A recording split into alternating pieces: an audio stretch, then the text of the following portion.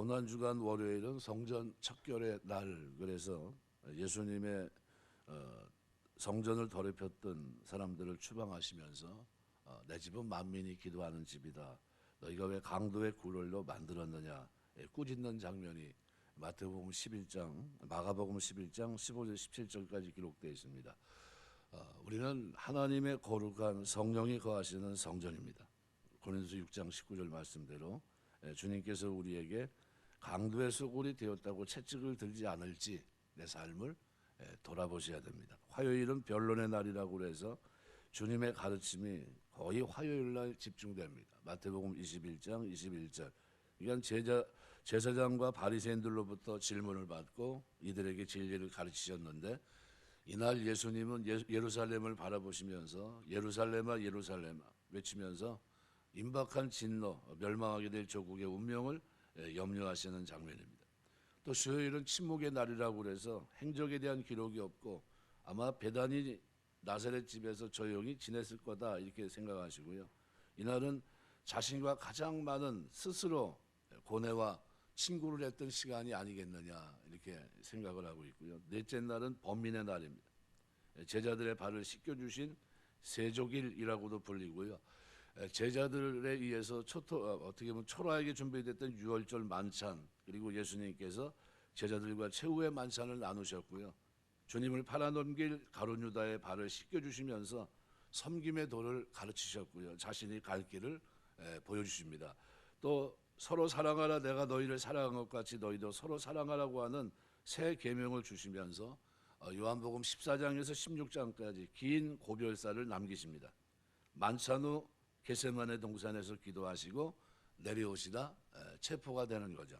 또 금요일은 순환의 날이라고 해서 예수께서 신문을 받으시고 오전 9시 십자가에 달리십니다. 엘리 라마 사박다니라는 기도를 드리셨고 오후 3시에 눈을 감으십니다. 이날 베드로는 예수님을 3번 부인하는 모습을 보였고, 주여 저들의 죄를 용서하여 주어서 예수님의 간곡한 이와 같은 기도가 담겨 있습니다. 토요일은 비의 날로 고난주간이 끝나는 날입니다. 예수님의 무덤이 묻힌 이 날을 그리스도의 장사됨과 같이 우리도 죽고 장사되었다는 뜻에서 교회에서는 세례를 베풀기도 했었습니다. 그러니까 역사적으로 교회는 이 날을 대토요일이라고 부르면서 단식하고 주님이 당하신 순환의 마지막 밤을 함께 보내고 부활의 아침을 기다렸던 예가 있습니다. 그래서 고난주간을 가장 효과적으로 보내기 위해서는 마가복음 11장에서 16장까지 기록되어 있는 예수님의 부활과 고난의 행적을 묵상하기도 하고요. 또 가상실현을 묵상하면서 예수님의 고난을 기억하기도 합니다. 누가복음 13장 34절에 아버지여 저희를 사하여 주옵소서, 자기 하는 것을 알지 못함이. 누가복음 23장 43절 보면 오늘 내가 나와 함께 낙원에 있으리라. 요한복음 19장 26절 보면 여자여 보소서 아들이니이다, 보라 내 어머니다. 또 마태복음 7장 46절, 마가복음 15장 34절 보면 엘리 라마 사박다니, 나의 하나님 어째 나를 버리셨나이까. 요한복음 19장 28절 보면 내가 목마르다. 요한복음 19장 30절 다 이루었다. 누가복음 23장 46절 아버지여 내 영혼을 아버지 손에 부탁하나이다. 이 7번의 십자가상에서 외쳤던 마지막 가상실현을 고난주간에 많이 묵상합니다. 주로 토요일 같은 때, 대토요일이라고 표현하는 이때, 이 기간은 그래서 대부분 어떻게 해요? 자숙하면서 보내는 경우가 많습니다. 오늘은 목요일 번민의 날이에요. 기도하실 거 다 하시고 그리고 이제 십자가에 달리시기 위해서 군병들에 의해서 체포가 되는 장면입니다. 죽음을 목전해 주셨습니다. 그리고 주님께서 마지막 가장 긴 교육을 하시고 난 후 그리고 하신 것이 뭐냐 하면 바로 기도하신 일입니다. 우리가 어떤 일을 할 때 중요하게 어떤 모든 문제를 했을 때 이 문제가 너무 심각하고 고민스러우면요, 기도하셔야 됩니다. 하나님께 맡겨야 되겠죠. 예수님의 사역은 기도에서 시작해서 기도로 끝맺는 사역입니다. 광야에서 금식 기도로 시작하시며 공생애를 준비하셨고 출발하셨고, 사역 중에는 한적한 곳을 찾아 습관을 찾아 규칙적으로 기도하셨고요. 오늘 본문은 3년간의 공생의 모든 생애를 마감하시기에 앞서서 겟세마네 동산에 올라 기도하시는 장면이 기록되어 있습니다. 주님의 인생 전체는 하나님의 뜻을 구하고 실천하는 기도의 연속이었다 말해도 과언이 아닙니다. 겟세마네라고 하는 지명은 기름 짜는 틀이라고 하는 히브리말 의미를 갖고 있습니다. 아마도 감람산에 생산되는 감람나무의 기름을 여기서 짰기 때문에 붙여진 명칭입니다. 그러나 우리는 이 명칭에서 주님의 간절한 기도를 떠올리게 됩니다. 겟세마네 기도의 의미를 생각하면서 우리가 고난주간 넷째 날 목요일 특별히 번민의 날 모든 것을 가르치시고 기도하셨던 주님을 기억하려고 합니다. 제일 먼저 예수님의 기도는 자신의 고통을 하나님 앞에 토하는 기도였습니다. 누가 주님의 고통을 이해할 수 있겠습니까? 제자들조차 육신의 잠에 빠져 그 고통의 순간 다가올 고통을 인식하지 못했습니다. 주님은 홀로 자신의 고통스러운 심정을 하나님께만 아뢰 수밖에 없었습니다. 하지만 이것이 하나님께 대한 원망은 아닙니다. 아들로서 아버지에게 자신의 고통을 쏟아놓으면서 위로받으려고 하는 순수한 행동입니다. 우리가 하나님 앞에 기도로 나아가서 하나님의 위로를 받는 여러분 되시길 주의 이름으로 축원합니다. 기도의 자리로 나아가서 하나님 마음을 만져주셔야 돼요. 하지만 우리는 고민하시고 슬퍼하셨다는 말씀과 함께 내 마음이 심히 고민하여 죽게 되었으니라는 말씀 속에서 마음의 갈피를 잡을 수 없을 정도로 극심한 공포심에 사로잡혀 있는 주님의 모습을 그대로 발견할 수 있습니다. 땅바닥에 얼굴을 대고 기도하시는 모습은 고통의 극치라고 표현할 수 있습니다. 애절한 기도입니다. 1시간씩 땀방울이 떨어져 핏방울이 되는 이런 기도를 들으셨던 거예요. 창자가 끊어지는 것 같은 이런 고통 속에 기도하신 거죠. 혹자는 이러한 주님의 모습을 미련하게도 소크라테스에게 비유하는 사람도 있습니다. 하나님의 아들로서 하나님 자신이 무슨 죽음 앞에 너무 연약한 모습을 보이는 것은 아니냐는 거죠. 차라리 죽음의 독배를 아무런 두려움 없이 과감하게 마셨던 히랍의 철학자 소크라테스가 더 용기 있는 게 아니냐 이렇게까지 얘기합니다. 그런데 다른 각도에서 보면 전혀 그렇지 않습니다. 왜냐하면 소크라테스는 한 인간으로 죽음이 어떤 것인지 알지 못한 상태에서 죽음의 잔을 마신 것이고, 우리 주님은 죽음이 어떤 것인지 이미 알면서 죽음을 선택한 것입니다. 또한 고통을 토로하는 주님의 모습 속에서 우리는 그분이 참으로 인간이셨고 그분의 죽음은 연극이 아닌 진짜 죽음이었다는 것을 확인할 수 있는 겁니다. 이처럼 구원을 위해 극심한 고통을 거부하지 않으신 주님의 은혜에 고난주간을 저으면서 늘 감사하시길 주의 이름으로 축원합니다. 내가 당할 고난을 주님이 당하신 겁니다. 주님께서 자신의 고통을 하나님 앞에 다 토로한 것처럼 오늘 우리가 하나님 앞에 모든 고통과 아픔을 내어놓고 기도로 맡길 수 있는 은혜가 있게 되시길 주의 이름으로 축원합니다. 신앙생활은 기도생활입니다. 고통스러운 일이 있으면 하나님 앞에 엎드려 매달려 기도해야 되는데 자기 생각으로 움직이려고 합니다. 그러면 안 돼요. 실패합니다. 예수 믿는 사람들에게 능력은 어디 있습니까? 기도하는 데 있어요. 그래서 저는 히브리서 5장 7절을 고난주간에 늘 묵상합니다. 육체로 계실 때 자기를 죽음에서 능히 구원하실 이에게 심한 통곡과 눈물로 간구의 손을 올렸고 그의 경외하심을 인하여 들으심을 입었느니라. 능히 자신을 죽음에서 구원하실 분에게 통곡과 눈물로 그 사정을 아뢰야 된다는 거죠. 이사야 53장 12절 보니까 이러므로 내가 그를 존귀한 자와 함께 분깃을 얻게 하며 강한 자와 함께 탈취할 것을 나누게 하리니 이는 그가 자기 영혼을 버려 사망에 이르게 하며 범죄자 중 하나로 헤아림을 입었습니다.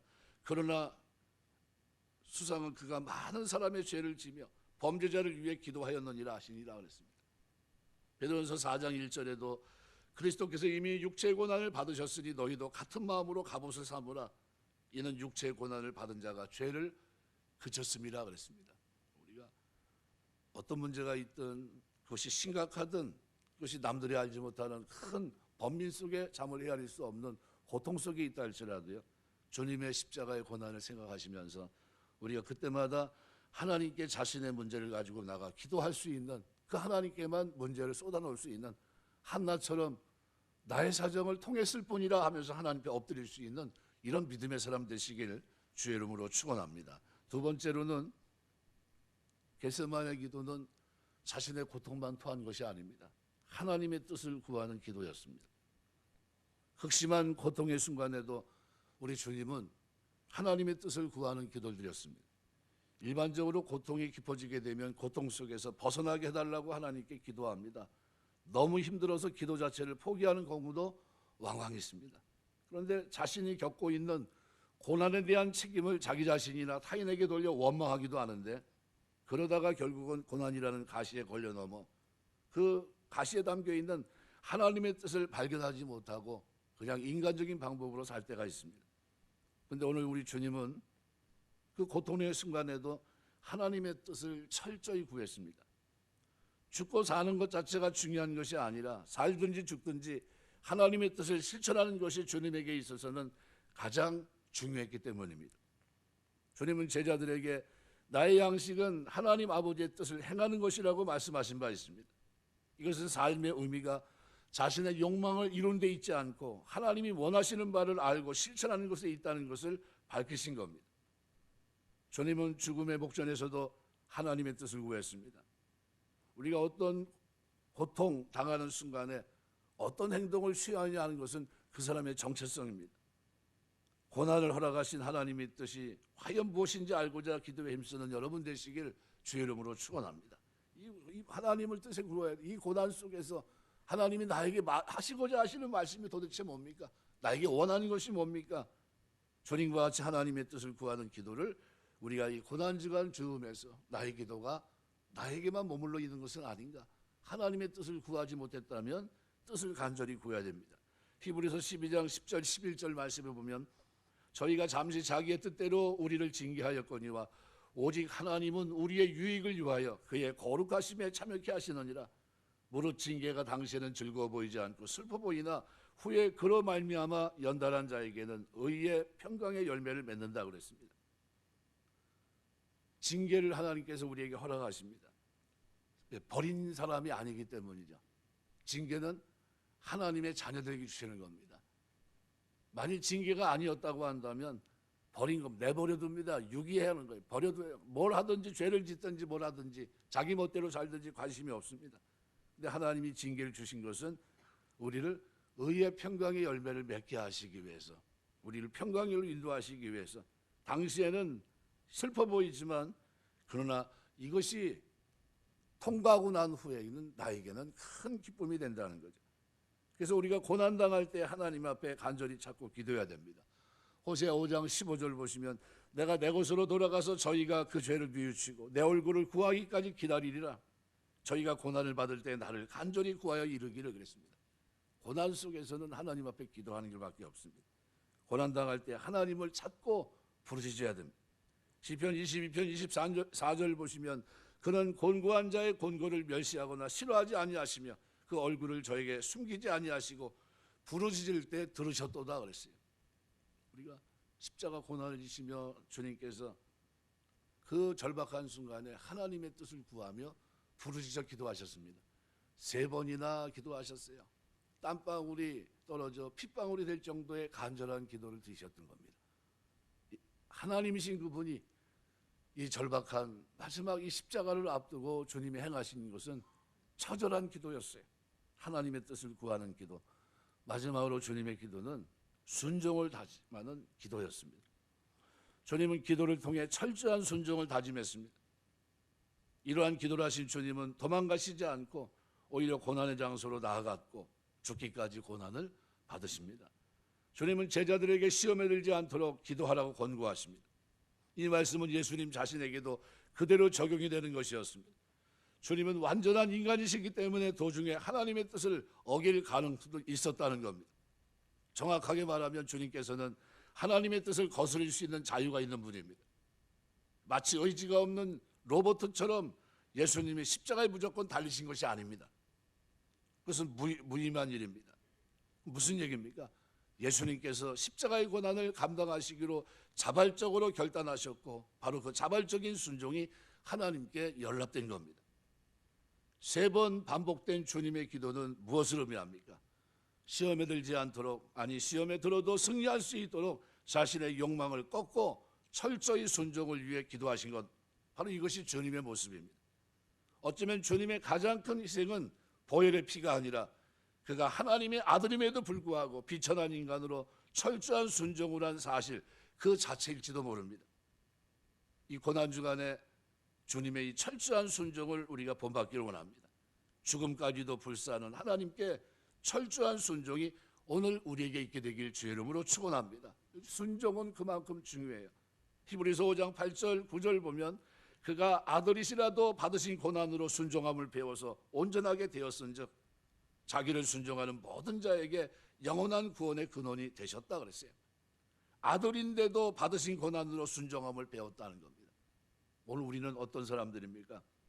하나님 그 말씀의 계명을 따라 뜻을 쫓아 살아갈 때 순종할 수 있는 여러분 되셔야 됩니다. 주께서는 죽기까지 순종하셨습니다. 빌립보서 2장 8절 보시니까 사람의 모양으로 나타나셨음에 자기를 낮추시고 죽기까지 복종하셨으니 곧 십자가에 죽으심이라. 죽기까지 순종하셨다는 게 로마서 5장 19절 한 사람의 순종으로 많은 사람이 의인이 됩니다. 한 사람의 순종치 아니함으로 많은 사람이 죄인 된 것 같이 한 사람의 순종으로 많은 사람이 의인이 됩니다. 아브라함의 믿음도 훌륭하지만 그죠? 독자 이삭을 드리려고 할 때 이삭의 순종은 어떻습니까? 누구를 예표하고 있는 겁니까? 어린 양이신 그리스도를 예표하고 있는 거예요. 예수님의 그 순종을 이삭이 보여줬을 때 어떤 모습이었습니까? 항거하지 않고 부모의 뜻에, 그죠? 주인의 뜻에 맡겨, 자기 부모의 뜻에 맡겨서 묵묵히 어떻게 해요? 번제물이 됐던 그 아름다운 장면. 그리고 그 장면이 마치기도 전에 하늘에서 내가 이제야 내 믿음을 알았다는 거예요. 그리고 이어서 하신 말씀이 뭡니까? 바로 준비된 양을 통해 어떻게 번제를 드려서 하나님이 그 믿음을 받으십니다. 누구를 상징하고 있는 겁니까? 이 땅에 오셔서 우리의 영원한 희생제물, 속죄제물 되시고 번제 되실 바로 그리스도를 상징하고 있는 겁니다. 말씀 맺겠습니다. 겟세마네 동산에서 기도하시는 분은 참 하나님이시며 참 인간이신 예수님이셨습니다. 마태는 참 인간으로서 예수님을 강조합니다. 그분은 우리가 똑같은 고통받는 인간임에도 불구하고 고통으로 무너지지 않았고 그 고통을 가지고 하나님께 나아갔고 하나님의 뜻을 구하고 하나님 앞에 기도하고 있었어요. 순종을 위해서. 하나님의 뜻을 받들어 뜻에 철저히 순종하기로 결단했고 그리고 그것을 위해서 죽기까지 순종하셨습니다. 고난주간을 지나가면서 우리가 주님의 고난을 기억한다면 바로 이겁니다. 고통 속에서도 순종을 결정하셨던 주님, 고난을 견디면서 끝까지 순종하시던 주님, 그것이 나를 위해서 하신 일이라고 한다면 오늘 우리가 하나님 말씀 앞에 어떤 태도를 가지고 이 땅을 살아야 되느냐는 거예요. 바로 순종입니다. 말씀하옵소서 종이 듣겠습니다. 말씀하시면 그 말씀을 따라 이 땅을 살겠습니다. 부활하신 주님은 제자들에게 그래서 명령하십니다. 어떤 명령을 하십니까? 성령이 너에게 임하면 너희가 권능을 받고 예루살렘과 온 유대와 사마리아와 땅끝까지로 내 복음의 증인이 되라는 겁니다. 이 부활과 십자가의 증인이 될 것을 요청하십니다. 처음 아담은 에덴 동산에서 하나님께 불순종함으로 죄를 졌지만 두 번째 아담으로 오신 예수 그리스도께서는 겟세마네 동산에서 하나님께 순종함으로 구속의 길을 열어놓으셨습니다.